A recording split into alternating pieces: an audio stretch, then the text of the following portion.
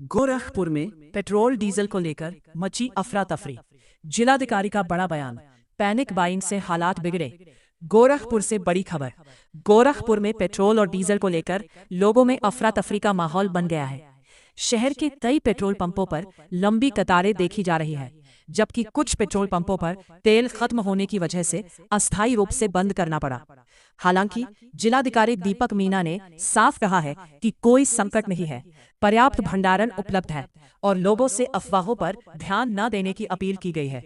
जिलाधिकारी के मुताबिक कुछ पेट्रोल पंपों पर रूटीन सप्लाई खत्म होने से समस्या, पैनिक बाइंग से अचानक बढ़ी भीड़, डिपो से सप्लाई आने में समय लग रहा, क्षमता 2-5 गुना बढ़ाने पर विचार। सभी सेल्स डीलरों के साथ बैठक जारी। प्रशासन ने लोगों से शांति बनाए रखने और जरूरत के अनुसार ही पेट्रोल डीजल लेने की अपील की है। अफवाहों से बचे, प्रशासन की अपील। स्थिति नियंत्रण में। चाचा, यहाँ तेल मिल रहा है? हाँ, यहाँ तेल मिल रहा है? हाँ मिल गया। क्या समस्या आ रही है?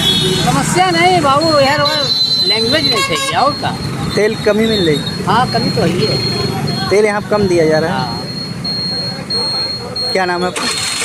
शायद क्या स्थिति है? नहीं, देखिए, मेरा आपके माध्यम से पुनः सभी लोगों को कहना है कि जैसे पिछले विगत बीच में कंफ्यूजन की वजह से लोगों ने पैनिक फैलाया था, वापस से पुनः कुछ अफवाहों की वजह से लोग पैनिक में आ रहे हैं और पुनः सभी जगह पे पेट्रोल पंप्स पे पैनिक सेल्स बढ़ा रहे हैं। मेरा आप लोगों से रिक्वेस्ट है कि जितनी सप्लाई उस टाइम पे भी आती थी, अभी भी उतनी सप्लाई आ रही है, बल्कि रूटीन से सप्लाई बढ़ा के दी जा रही है।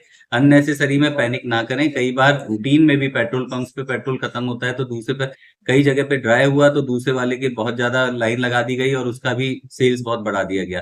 तो मेरा ये कहना है कि पर्याप्त मात्रा में जितना रूटीन में आता है उतना पेट्रोल डीजल अभी भी आ रहा है, कहीं कोई कटौती नहीं है। अननेसेसरी में पैनिक ना करें, ऐसा कोई इशू नहीं है।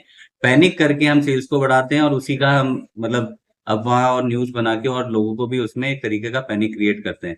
तो हमने रिव्यू किया है, उतनी ही सप्लाई है, हम और भी कोशिश करके जितना पैनिक को खत्म करने के लिए और सप्लाई को 2 गुना 2.5 गुना करना है उसको और बढ़ा के हम लोग प्लानिंग कर रहे हैं और मुझे पूरी उम्मीद है कल या परसों तक ये इशू भी रिजॉल्व हो सर, जाएगा। जो पेट्रोल पंप इस तरीके का काम कर रहे हैं, माल रहते हुए भी नहीं बांट रहे हैं, तो क्या उनके खिलाफ भी कोई नहीं, कार्रवाई? ऐसा देखिए कोई इशू नहीं कि माल रह के नहीं बांट रहे हैं या कोई प्रॉब्लम है। हम स्टॉक ले रहे हैं डेली और डेली रिव्यू भी कर रहे हैं।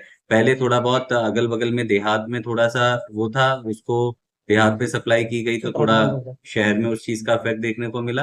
तो ये आज बैठक की है सभी सेल्स ऑफिसर से और शाम को और दोनों टाइम हम लोग रिव्यू करेंगे कितने पेट्रोल पंप ड्राई हो रहे हैं, कितनी सप्लाई आ रही है।